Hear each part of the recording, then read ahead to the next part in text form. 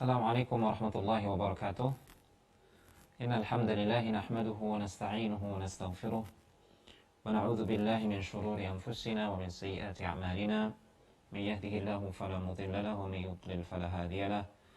أشهد أن لا إله إلا الله وحده لا شريك له وأشهد أن محمدا عبده ورسوله. يا أيها الذين آمنوا اتقوا الله حق تقاته ولا تموتن إلا وأنتم مسلمون. يا أيها الناس اتقوا ربكم الذي خلقكم من نفس واحدة وخلق منها زوجها وبث منهما رجالا كثيرا ونساء واتقوا الله الذي تساءلون به والأرحام إن الله كان عليكم رقيبا. يا أيها الذين آمنوا اتقوا الله وقولوا قولا سديدا يصلح لكم أعمالكم ويغفر لكم ذنوبكم ومن يطع الله ورسوله فقد فاز فوزا عظيما. فإن أصدق الحديث كتاب الله وخير الحديث فإن أصدق الحديث كتاب الله وخير الهدى هدى محمد صلى الله عليه وسلم وشر الأمور محدثاتها وكل محدثة بدعة وكل بدعة ضلالة وكل ضلالة في النار. Pemirsa yang dimuliakan Allah Subhanahu wa taala, ikhwati fillah, azani Allah wa iyyakum jami'an.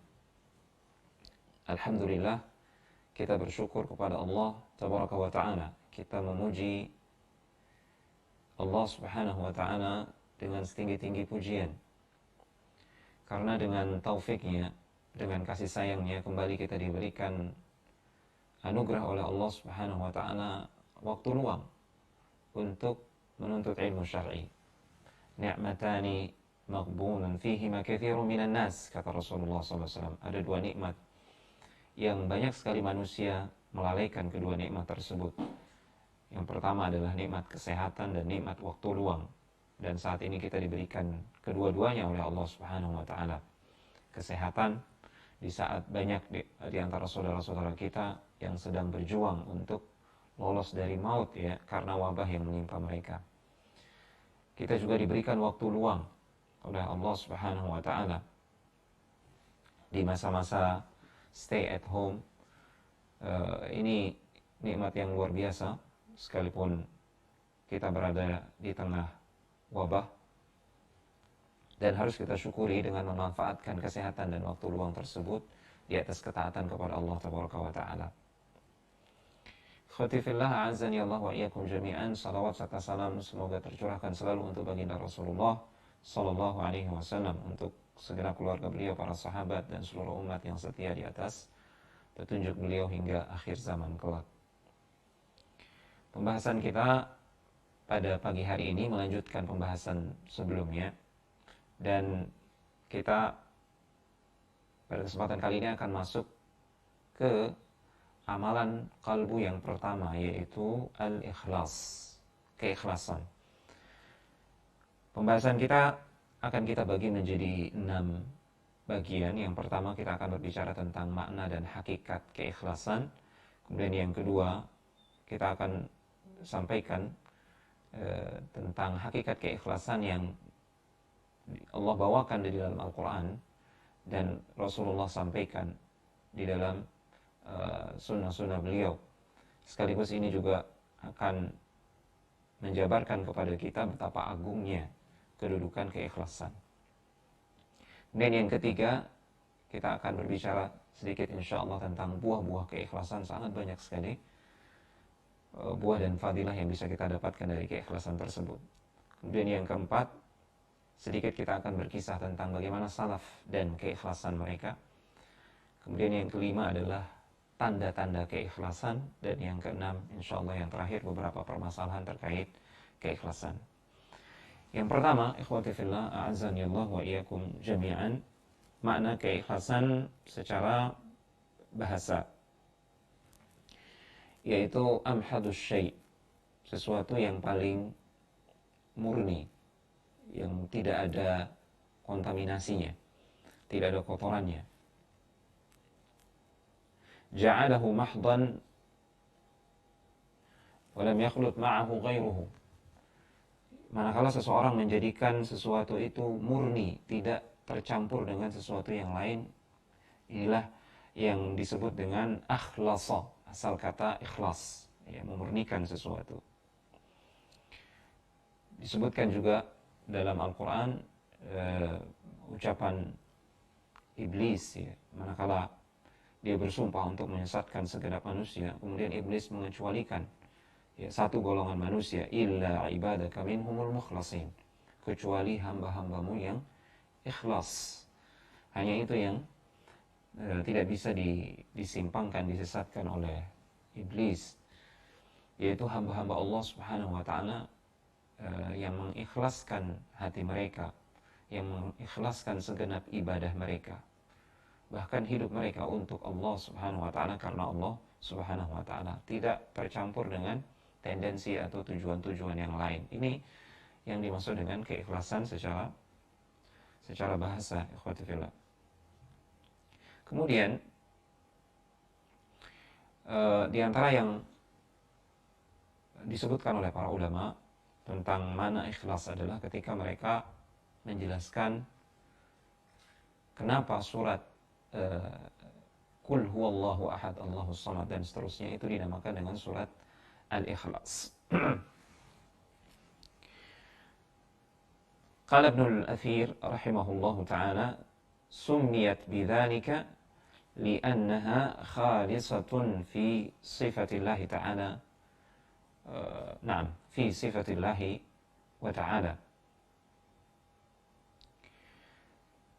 Qul huwallahu ahad dan seterusnya dinamakan surat Al-Ikhlas. Kenapa? Karena surat tersebut murni mengandung penjelasan tentang sifat-sifat Allah Subhanahu wa taala yang maha suci. Ya.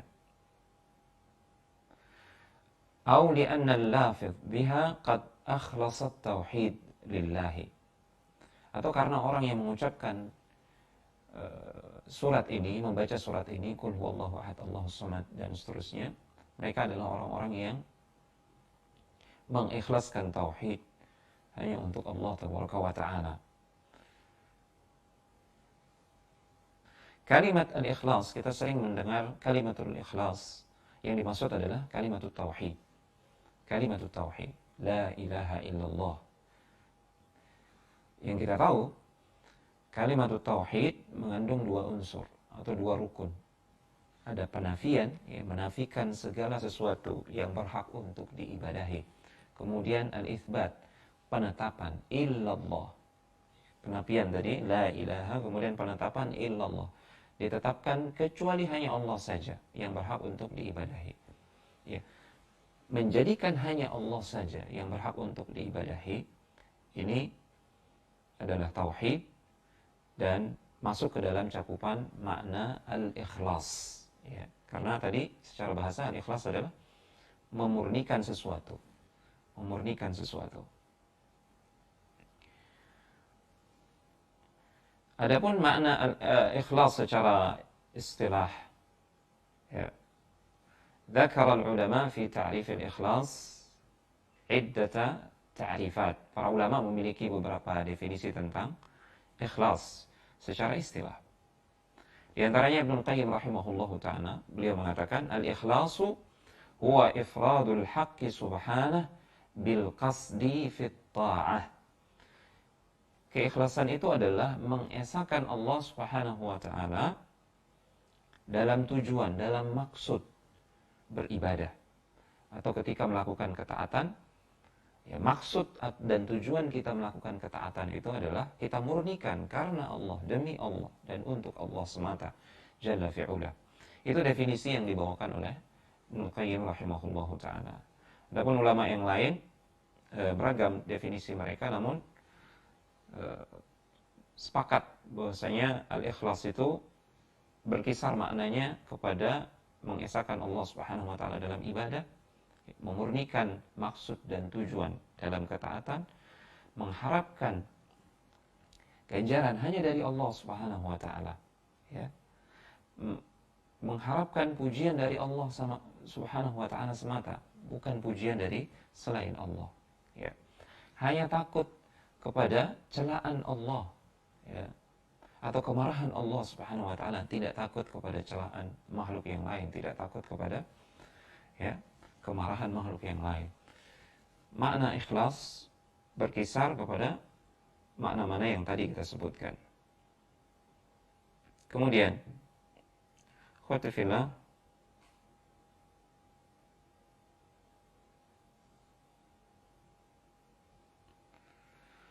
di antara ulama yang lain ada yang mengatakan al-ikhlas tasfiyatul a'mali minal qudurat. Al-ikhlas atau keikhlasan itu adalah menyucikan amal kita dari kotoran-kotoran. Ya. Dari kotoran-kotoran hati, dari ketidakikhlasan, ya, dari harapan ganjaran kepada selain Allah Subhanahu wa taala dan seterusnya.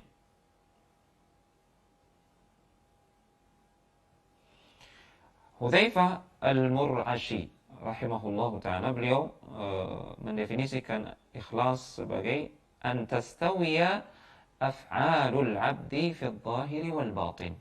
Manakala perbuatan atau amal yang dilakukan oleh seorang hamba itu sama saja antara zahir dan batin. Apa yang ada di hati itu yang tampak di perbuatan, itu yang keluar melalui lisan dan tingkah laku. Manakala sama apa yang di batin dan apa yang ada di zahir, itulah yang disebut sebagai keikhlasan menurut beliau Hudzaifah. Ada lagi yang mengatakan al-ikhlas alla tatluba ala amalika syahidan illallah wala mujaziyan siwahu. Ikhlas adalah manakala engkau tidak mencari saksi atas amal perbuatanmu selain hanya Allah saja. Dan manakala engkau tidak mencari ganjaran ya, kepada selain Allah Tabaraka wa Ta'ala. Ya, engkau beramal, engkau menginginkan amalanmu itu hanya dilihat Allah semata, disaksikan Allah semata, dan engkau mengharapkan pahala atau ganjaran dari amal tersebut hanya dari Allah semata. Ini adalah keikhlasan menurut definisi ulama-ulama salaf. Ada lagi yang mengatakan an yakuna al-amal lillahi la nasiba li ghairillahi fihi. Manakala seseorang melakukan amalan murni karena Allah Subhanahu wa taala dan tidak ada bagian untuk selain Allah Subhanahu wa taala.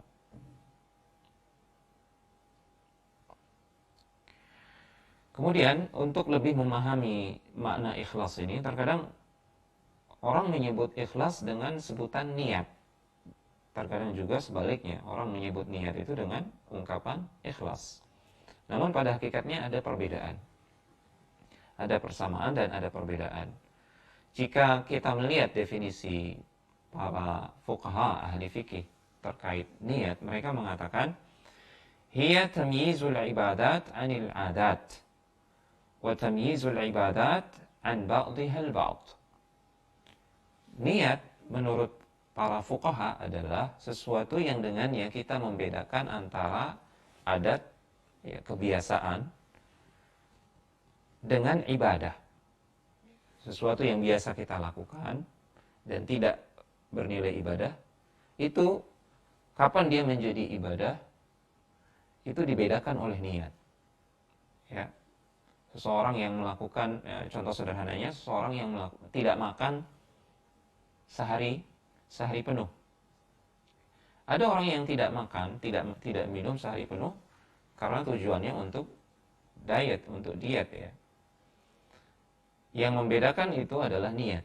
Manakala seseorang berniat melakukan itu karena takarrub kepada Allah Subhanahu wa taala sesuai dengan apa yang dianjurkan di dalam Al-Qur'an, atau apa yang diperintahkan dalam Al-Qur'an, atau apa yang dianjurkan dalam hadis-hadis Rasulullah SAW, maka di saat itulah dia tidak makan dan minum sehari penuh, dia dikategorikan sebagai ibadah. Ini niat menurut fuqaha. Terkadang niat itu juga untuk membedakan antara satu ibadah dengan ibadah yang lain. Seseorang melakukan sholat sunnah 2 rakaat misalkan di waktu fajar.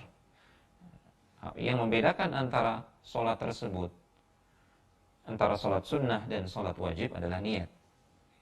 Niat yang membedakan antara sholat tersebut. Boleh jadi seseorang dia melakukan 2 rakaat ketika waktu fajar, niatnya adalah melakukan sholat sunnah fajar, bukan sholat fajar. Jika itu yang dimaksudkan dengan niat, maka niat di sini di luar pembahasan kita. Akan tetapi terkadang kata-kata niat disebutkan secara mutlak, ya, disebutkan lepas, namun yang dimaksudkan adalah keikhlasan. Misalkan orang mengatakan, saya niatkan sedekah saya ini karena Allah Subhanahu wa taala. Maka niat yang dia maksudkan di sini adalah keikhlasan. Masuk dalam pembahasan kita. Sehingga jika niat itu disebutkan dalam konteks pembeda untuk membedakan tujuan atau maksud dilakukannya suatu amalan, maka niat di sini maksudnya adalah sama dengan ikhlas. Kita masuk ke pembahasan yang kedua, ikhwati fillah a'azzani Allah wa iyyakum. Ikhlas di dalam nas-nas Al-Qur'an dan hadis-hadis Rasulullah sallallahu alaihi wasallam yang berbicara tentang perintah untuk mewujudkan keikhlasan dalam setiap amal kita. Yang pertama, ini ada beberapa jenis ya keikhlasan yang disebutkan di dalam Al-Quran itu. Pertama berupa perintah yang paling utama di dalam agama kita itu adalah keikhlasan. Itulah sebabnya Allah Subhanahu wa taala berfirman dalam surat Al-Bayyinah ayat yang kelima, "Wa ma umiru illa liya'budullaha mukhlishina lahuddin." Tidaklah mereka diperintahkan kecuali hanya untuk mengikhlaskan agama, mengikhlaskan ibadah hanya kepada Allah Tabaraka wa taala. Perhatikan di sini dalam ayat ini Allah menggunakan ungkapan wama umiru, wama sigatul al-hasr kata para ulama untuk menunjukkan pembatasan. Artinya tidaklah agama kita ini melainkan kewajiban utamanya, perintahnya yang paling utama adalah mengikhlaskan ibadah hanya kepada Allah Subhanahu wa taala. Dari sini kita mengetahui urgensi ikhlas, kedudukan ikhlas yang begitu tinggi. Bahwasanya ternyata dia adalah perintah yang paling utama, paling pokok, paling inti, paling wajib dalam agama kita, yaitu keikhlasan. Kemudian yang kedua, Allah Subhanahu wa taala menyebutkan bahwasanya nabi kita diperintahkan untuk menyifati dirinya dengan keikhlasan. Seperti misalkan dalam firman Allah Subhanahu wa taala dalam surat Az-Zumar ayat yang ke-14, Qulillahu a'budu mukhlishan lahu dini. Di sini Rasulullah SAW diperintahkan untuk mengatakan, ya, Allah a'budu mukhlishan lahu dini. Qulillaha a'budu mukhlishan lahu dini. Katakanlah wahai Muhammad SAW, hanya kepada Allah aku beribadah, aku mengikhlaskan untuknya agamaku. Bayangkan Nabi kita diperintahkan untuk mengucapkan, mengikrarkan, ya, keikhlasan. Dan ini kita baca di dalam Al-Quran. Maka hendaknya kita sebagai orang yang mengaku sebagai umat Muhammad SAW, bahkan mengaku cinta kepada Muhammad SAW, maka yang pertama yang harus kita tegakkan adalah keikhlasan.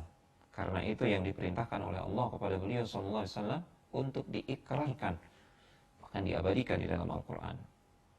Dalam ayat yang lain, misalkan dalam surat Al-An'am ayat yang ke-162 sampai 163, Allah Subhanahu wa taala berfirman, memerintahkan Rasul kita untuk berikrar, Qul inna salati wa nusuki wa mahyaya wa mamati lillahi rabbil alamin. Katakanlah wahai Muhammad SAW, sesungguhnya salatku, ya, nusukku, ya, sesembelihan kurbanku, ya, hidup dan matiku, semuanya untuk Allah Subhanahu wa taala, Rabbul alamin.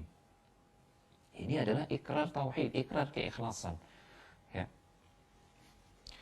Kemudian ikhwati fillah azani Allah wa iyyakum jami'an, di dalam Al-Qur'an juga Allah sebutkan, Allah sifatkan dirinya bahwasanya dia menciptakan hidup dan mati itu untuk menegakkan ibtila atau ujian, imtihan kepada segenap hamba. Alladzi khalaqal mauta wal hayata liyabluwakum ayyukum ahsanu amala. Dialah Allah Subhanahu wa taala yang telah menciptakan kehidupan dan kematian. Tujuannya apa Allah menciptakan kehidupan dan kematian? Ya, untuk menguji siapa di antara kalian ahsanu amala, yang terbaik amalannya. Fudail bin Iyad menafsirkan ahsanu amala, yang dimaksud ahsanu amala adalah akhlasuhu wa aswabuhu. Akhlasuhu, siapa yang paling ikhlas amalnya, wa aswabuhu, siapa yang paling benar amalnya, yang paling sesuai dengan petunjuk Rasulullah sallallahu alaihi wasallam. Karena kata beliau, ya, suatu amalan jika dilakukan dengan benar namun tidak ikhlas, bukan karena Allah Subhanahu wa taala, lam yuqbal. Ya, hatta yakun khalisan shawaba, sampai seseorang melakukannya dengan ikhlas dan juga benar sesuai dengan petunjuk Rasulullah sallallahu alaihi wasallam. Yani, akhlasuhu, kata beliau, maka lillah. Yang paling ikhlas maksudnya adalah yang paling murni memaksudkan amalannya tersebut, ya, hanya kepada Allah dan hanya untuk Allah, hanya karena Allah tabaraka wa taala. Wa aswabuhu, yang paling benar maksudnya adalah maka muwafiqan li sunnati Rasulullah sallallahu alaihi wasallam, apa yang paling sesuai dengan sunnah dan petunjuk Rasulullah sallallahu alaihi wasallam.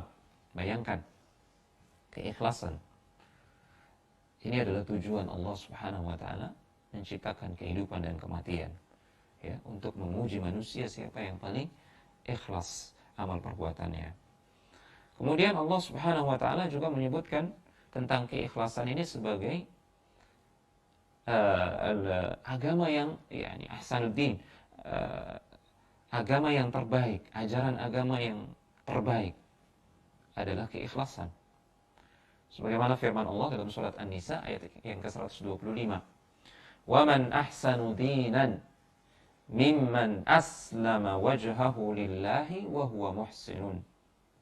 Siapakah yang paling baik agamanya dibandingkan dengan orang-orang yang aslama wajhahu lillah, yang tulus murni menyerahkan wajahnya hanya untuk Allah Subhanahu wa taala, wa huwa muhsinun, dan dia juga termasuk orang-orang yang muhsin.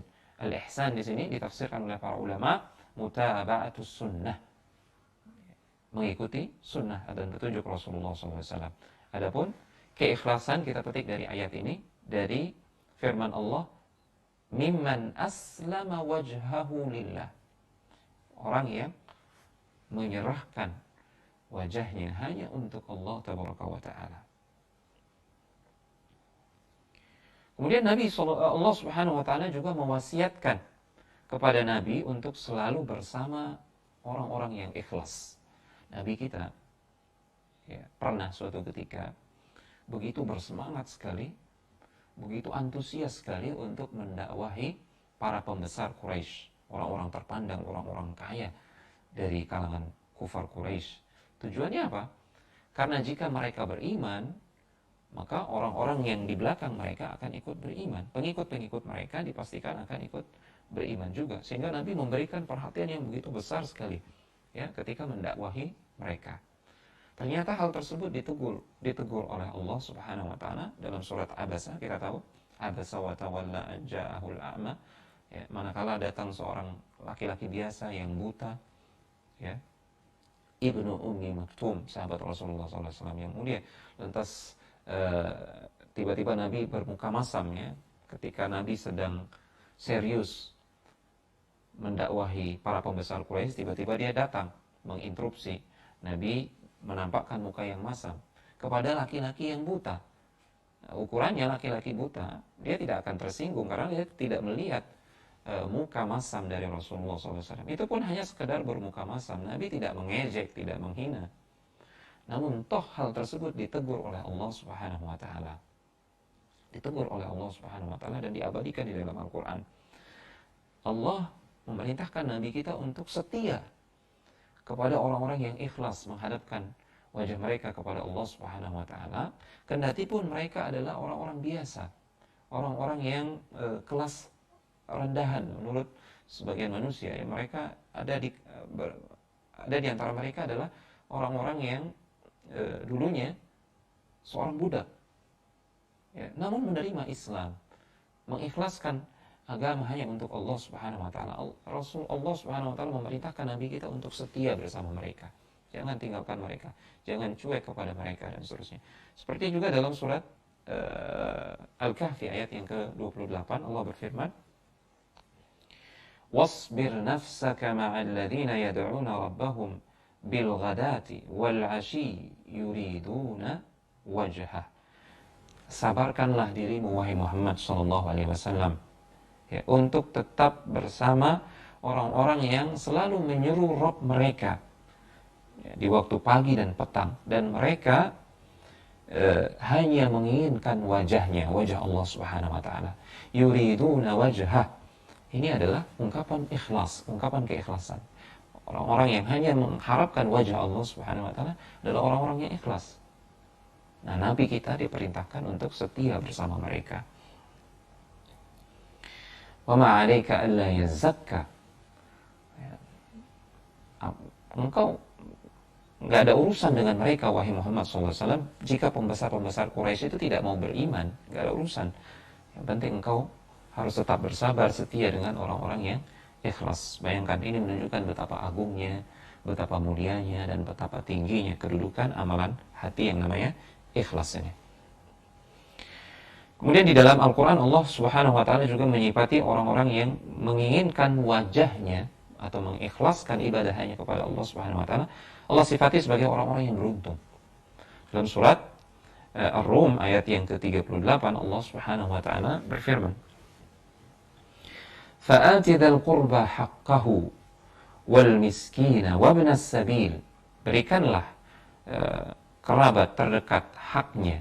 Demikian pula orang-orang miskin dan wabnus sabil, orang-orang musafir yang kehilangan perbekalan, jauh dari keluarga dan kampung halamannya. Dzalika khairul lil ladzina yuriduna wajha Allah wa ulaika humul muflihun. Yang demikian itu lebih baik bagi orang-orang yang menginginkan wajah Allah, dan merekalah orang-orang yang pasti beruntung, kata Allah Subhanahu wa taala. Kemudian dalam ayat yang lain Allah Subhanahu wa taala mengabarkan bahwasanya orang-orang yang ikhlas dijanjikan keselamatan dari neraka dan akan mendapatkan ridha Allah Subhanahu wa taala. Dan ridha Allah ini adalah tujuan puncak kita, ikhwati fillah. Ketika penduduk surga masuk ke dalam surga, ya, disitulah Allah Subhanahu wa taala memproklamirkan kepada penduduk surga bahwasanya Allah sudah memberikan keridhaannya kepada segenap penduduk surga, yang artinya Allah tidak akan pernah marah, tidak akan pernah lagi mengadab mereka. Mustahil Allah akan mendatangkan kesedihan dan penderitaan lagi kepada mereka. Ya. Allah Subhanahu wa taala berfirman dalam surat Al-Lail, ya, ayat yang ke-17 sampai ayat yang ke-21. Situ Allah menyebutkan wa ma li ahadin 'indahu min ni'matin tujza illa ibtigha'a wajhi rabbihil a'la. Ini syahidnya, illa ibtigha'a wajhi rabbihil a'la. Orang yang berinfak, berkorban, mengorbankan hartanya di jalan Allah Subhanahu wa taala, dan dia lakukan itu karena mengharapkan wajah Allah. Wala saufa yarda, kata Allah. Allah janjikan pasti mereka akan mendapatkan ridha Allah tabaraka wa taala. Kemudian di dalam ayat yang lain Allah sebutkan di antara sifat orang-orang yang ikhlas ketika di dunia, ya. Orang-orang yang ikhlas ketika di dunia Allah sifatkan, di antara sifat-sifat mereka adalah mereka memberikan makan kepada orang lain yang membutuhkan, dan mereka melakukan itu karena Allah Subhanahu wa taala. Ya, Allah Subhanahu wa taala berfirman, "Innama nut'imukum liwajhillah. La nuridu minkum jazaa'an wala syukura." Dalam surat Al-Insan. Ya, ini di ayat sebelumnya disebutkan bahwasanya mereka adalah orang-orang yang memberikan makan bahkan kepada tawanan perang, dan kita tahu tawanan perang adalah orang kafir, ya. Sebagian besar di antara mereka adalah orang yang tidak beriman. Nah, kepada tawanan perang, ya mereka memberikan makan. Kemudian mereka menyebutkan alasan mereka memberikan makan. Kami memberikan makan ini bukan karena apa-apa, karena kami mengharapkan ganjaran dari Allah. Kami melakukannya semata-mata mengharap wajah Allah Subhanahu wa taala. Sifat yang demikian tersebut dipuji oleh Allah Subhanahu wa taala dan diabadikan di dalam Al-Qur'an. Sekaligus ayat-ayat yang kita sebutkan ini menunjukkan kepada kita hakikat tentang keikhlasan, ya. Hakikat tentang keikhlasan. Tadi kita sebutkan keikhlasan di antara maknanya adalah mengharapkan ganjaran atau saksi dari amal perbuatan dari hanya Allah semata, tidak dari yang lain. Tidak mengharapkan pujian, tidak mengharapkan rasa terima kasih dari yang lain, bahkan tidak mengharapkan balasan duniawi atas amal kebajikan yang dia lakukan. Ini di antara makna yang masuk dalam cakupan makna keikhlasan. Sekaligus ayat-ayat yang banyak ini, ikhwati fillah, menunjukkan bahwasanya kedudukan keikhlasan yang begitu agung. Lihat betapa banyak Allah menyebutkan, memerintahkan keikhlasan ini dalam firman-firmannya, dalam ayat Al-Quran. Kemudian ayat yang lain juga Allah menjanjikan orang-orang yang ikhlas itu akan mendapatkan pahala yang agung, pahala yang besar sekali. Di antaranya firman Allah Subhanahu wa taala dalam surat An-Nisa ayat yang ke-11, ya. Di situ Allah memuji orang-orang yang memberikan nasihat, melakukan amar ma'ruf nahi munkar, dan mereka melakukannya karena Allah Subhanahu wa taala, bukan karena yang lain. Allah memuji mereka, wa may yaf'al dzalika ibtigha'a mardatillah. Barang siapa melakukan hal tersebut, ya, amar ma'ruf nahi munkar, yang memberikan nasihat karena Allah Subhanahu wa taala, mengislah hubungan antara kedua manusia yang sedang bertikai, dan itu dilakukan karena Allah Subhanahu wa taala, ya. Barang siapa melakukan itu karena Allah, mengharapkan ridha Allah Subhanahu wa taala, Allah menjanjikan apa? Fasawfa nu'tihi ajran 'azima. Maka kami pasti akan memberikan dia pahala yang agung, ya, pahala yang sangat besar sekali. Kemudian itu dari Al-Quran, dari Sunnah banyak sekali. Kita sebutkan beberapa di antaranya. Yang paling masyhur adalah hadis Umar bin Khattab radhiyallahu taala anhu. Rasulullah SAW bersabda, "Innamal a'malu binniyat wa innama likulli imri'in ma nawa." Sesungguhnya setiap amal itu harus dengan niat, dan setiap amal itu bergantung kepada niat, dan setiap orang akan dibalas, diberikan ganjaran sesuai dengan yang dia niatkan. Sehingga kata para ulama, hadis ini, innamal a'malu binniyat, ini adalah poros segenap ibadah, muara dari segenap ibadah. Karena tidak sah ibadah itu tanpa niat, tanpa keikhlasan, tidak sah. Ya. Nabi tidak cuma mencukupkan diri menjelaskan tentang bahwasanya amal itu harus dengan niat, amal itu harus ikhlas. Bahkan Nabi memberikan banyak sekali contoh terkait penerapan hadis ini, innamal a'malu binniyat, terkait penerapan semua perintah dan anjuran Allah Subhanahu wa taala tentang keikhlasan yang tertuang di dalam Al-Qur'an. Nabi sebutkan beberapa contoh di antaranya, kita sebutkan. Salah satu di antaranya adalah tauhid, mengucapkan kalimat la ilaha illallah Subhanahu wa taala dengan penuh keikhlasan, mewujudkan konsekuensinya. Rasulullah SAW bersabda, "Ma qala 'abdun la ilaha illallah qattu, ya, mukhlishan illa futihat lahu abwabus sama' hatta tufdi ila al-'arsy majtanabal kaba'ir." Ya. Tidaklah seseorang mengucapkan la ilaha illallah. Ini mengucapkan bukan hanya sekedar mengucapkan, ya, namun memahami maknanya, kemudian menjalankan juga konsekuensinya.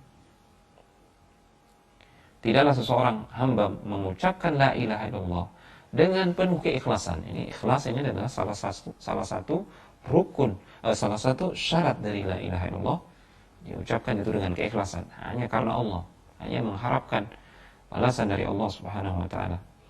Melainkan pasti akan dibukakan untuknya pintu-pintu langit, ya. Ya, sampai begitu tinggi makam dia nantinya sampai hatta tufdi ila al-arsh, sampai ke arsyur rahman. Arsh kita tahu adalah makhluk Allah subhanahu wa ta'ala yang paling besar, yang paling tinggi. Atap bagi surga yang tertinggi, yaitu surga Firdaus. Bayangkan, berarti dia akan ditempatkan di makam yang paling tinggi. Namun dengan syarat, kata Nabi, majtanabal kabair, selama orang tersebut menjauhi dosa-dosa besar. Ini syaratnya.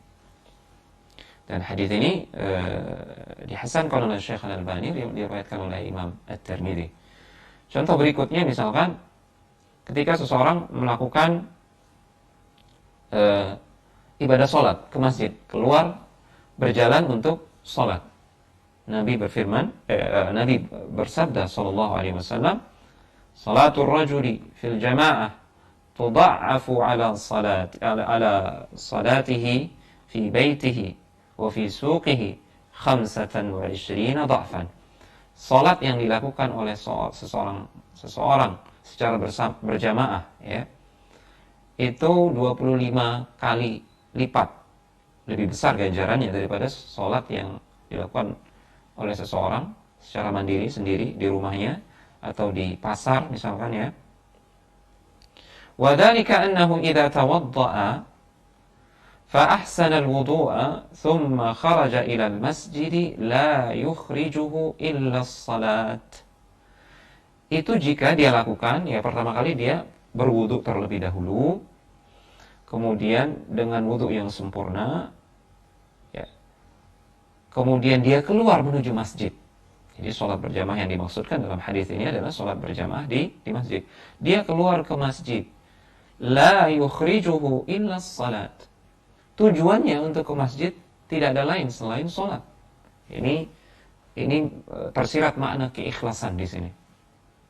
Tujuannya adalah sholat, menghadap Allah Subhanahu wa ta'ala. Jika seseorang sudah melakukan yang demikian, lam yakhtu khatwatan illa rufi'at lahu biha darajah. Bukan hanya 25 kali lipat ganjarannya, namun setiap langkah yang dia langkahkan itu adalah derajat tambahan bagi dia. Wa hutta anhu biha khati'atan, setiap langkah yang dia langkahkan itu juga penghapus kesalahan bagi dia.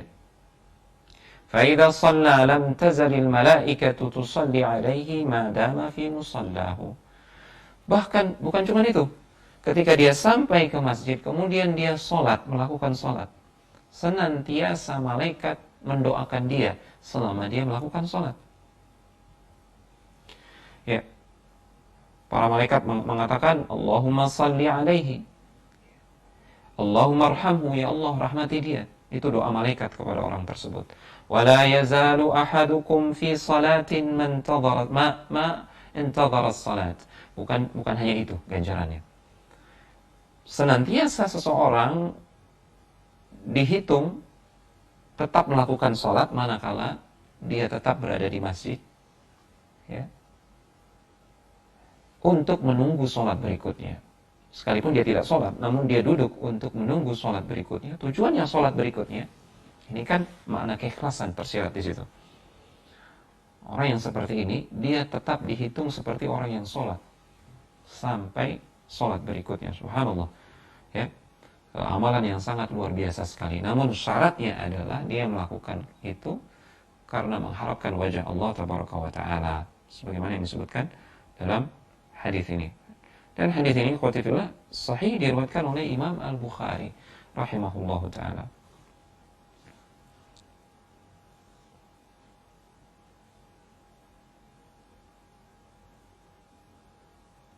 Kemudian Nabi juga mencontohkan misalkan dalam ibadah puasa seperti yang kita lakukan saat ini. Man shoma ramadhana imanan wa ihtisaba ghufira lahu ma taqaddama min dhanbi. Siapa melakukan puasa, ini syaratnya adalah amalan qalbu ini, imanan wa ihtisaba. Imanan wa ihtisaba, dengan penuh keikhlasan melakukannya karena Allah Subhanahu wa taala, ihtisaba mengharapkan ganjaran dari Allah Subhanahu wa taala. Ini kan menghimpun makna keikhlasan. Apa dampaknya? Ghufira lahu ma taqaddama min dhanbi. akan diampuni dosa-dosanya yang telah lalu. Demikian pula sholat malam yang dia lakukan di bulan Ramadan. Man qama ramadhana imanan wahtisaba ghufira lahu ma taqaddama min dhanbi. Siapa yang melakukan sholat malam dengan penuh keikhlasan dan harapan akan ganjaran dari Allah Subhanahu wa taala, maka akan diampuni dosa-dosanya yang telah lalu. Ya. Contoh juga misalkan dalam ibadah jihad di jalan Allah Subhanahu wa taala, Rasulullah memberikan contoh, man ghaza fi sabilillah wa lam yanwi illa iqalan falahu ma nawa. Ya. Barang siapa yang berperang atau berjihad di jalan Allah Subhanahu wa taala, dia tidaklah berjihad melainkan dengan tujuan mendapatkan harta rampasan perang misalkan, untuk mendapatkan dunia, secuil dunia, maka hanya itu yang akan dia dapatkan. Dia tidak akan mendapatkan pahala yang besar, ya, janji-janji Allah Subhanahu wa taala kepada orang-orang yang berjihad di jalannya. Ini dalam ibadah jihad. Kemudian bahkan dalam ibadah mengantar jenazah atau menyolatkan jenazah, Rasulullah SAW bersabda, "Mattaba'a janazatan man ittaba'a janazata muslimin imanan wahtisaba." Barang siapa yang mengantarkan jenazah seorang muslim dengan penuh keikhlasan dan mengharapkan ganjaran dari Allah Subhanahu wa taala, wa kana ma'ahu hatta yusalla alaihi, ya, senantiasa ya dia mendampingi jenazah tersebut, mengantarnya sampai jenazah tersebut disolatkan, wa yafrugha min dafniha, kemudian diantar sampai dikuburkan, fa innahu yarji'u minal ajri bi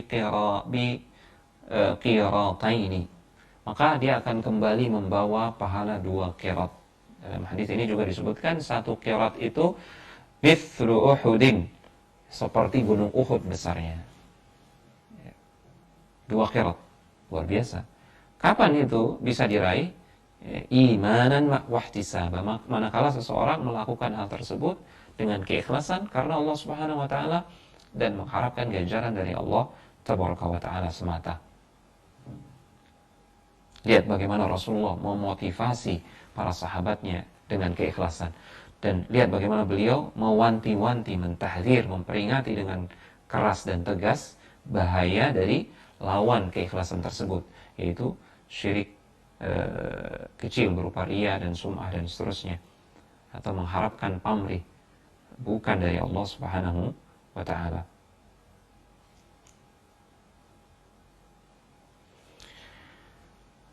Para ulama salaf menyadari akan hal ini, pentingnya keikhlasan. Manakala mereka membaca ayat-ayat Al-Quran dan hadis-hadis Rasulullah SAW tentang keikhlasan, mereka begitu tersadar akan betapa urgen dan mulianya keikhlasan ini. Sampai-sampai di antara mereka Abdurrahman bin Mahdi rahimahullah ta'ala, beliau pernah mengatakan, "Lau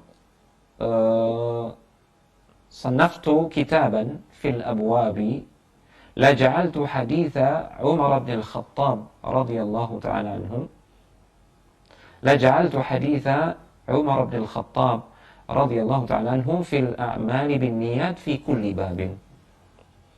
Beliau mengatakan, andai kata aku akan menulis sebuah kitab, maka aku akan menjadikan di setiap awal bab kitab tersebut hadis ini, hadis Umar bin al-Khattab ini, innamal a'malu binniyat. Saking agungnya hadis ini, karena dia adalah poros dari segenap ibadah. Lihat betapa banyak Nabi mencontohkan jenis-jenis ibadah yang lain untuk menjelaskan innamal a'malu binniyat.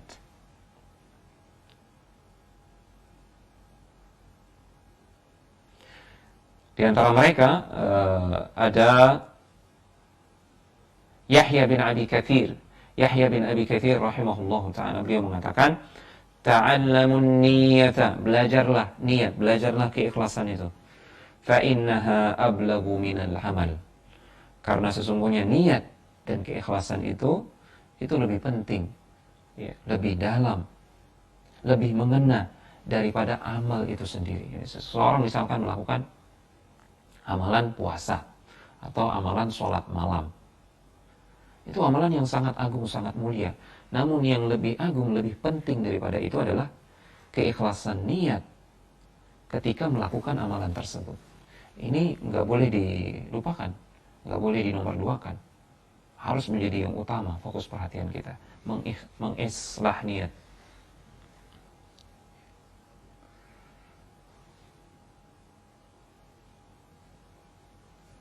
Kemudian Ibnu Abi Jamrah, beliau pernah mengatakan, beliau berharap saking pentingnya pelajaran dan ilmu tentang niat dan keikhlasan ini, ya, beliau mengatakan, wadidtu law annahu kana minal fuqaha man laysa lahu syughlun illa an yu'alliman nasa maqasidahum fi a'malihim.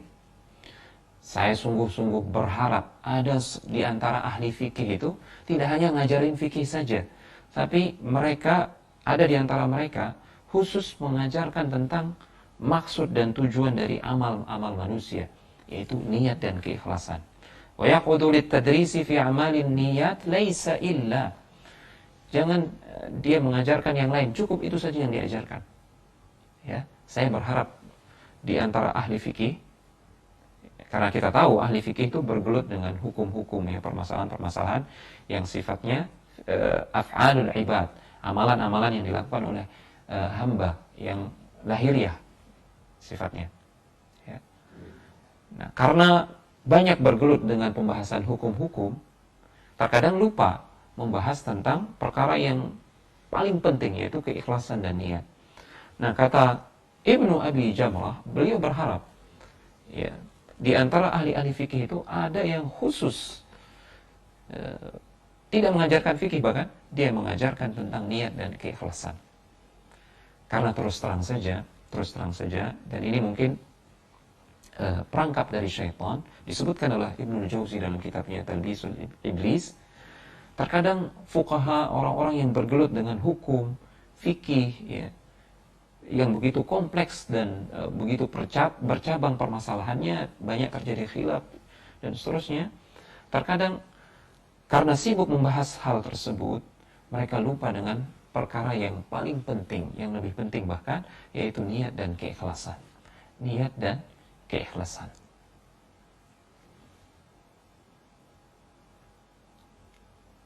Kemudian banyak juga nas-nas sebaliknya di dalam Al-Quran maupun hadis-hadis Rasulullah SAW yang mencela lawan dari keikhlasan, yaitu syirik kecil berupa riya, sum'ah, dan seterusnya, berharap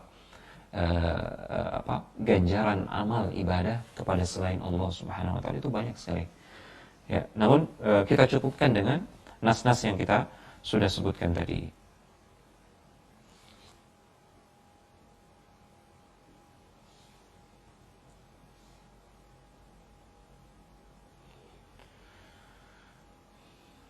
Kita masuk ke pembahasan yang ketiga, ikhwati fillah.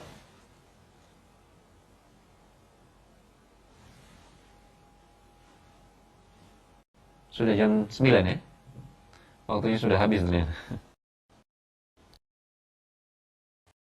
Baik, mohon maaf karena waktunya sudah habis.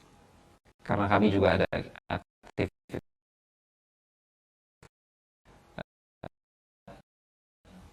4 bagian pembahasan lagi, khotfillah. Buah-buah keikhlasan, kemudian bagaimana salaf, kisah-kisah mereka dengan keikhlasan, kemudian apa itu tanda-tanda keikhlasan, dan beberapa permasalahan kait keikhlasan yang lainnya. Mungkin ini insya Allah kita akan bahas pada pertemuan berikutnya. Semoga Allah Subhanahu wa taala memberkahi pertemuan kita, memberikan kita tambahan ilmu yang bermanfaat. Kemudian semoga Allah Subhanahu wa taala juga menerima ibadah qiyam kita, salat malam kita di bulan-bulan Ramadan ini. Sallallahu ala nabiyina Muhammad wa ala alihi wa sahbihi wasallam, wa akhiru da'wana alhamdulillahi rabbil alamin. Wassalamualaikum warahmatullahi wabarakatuh.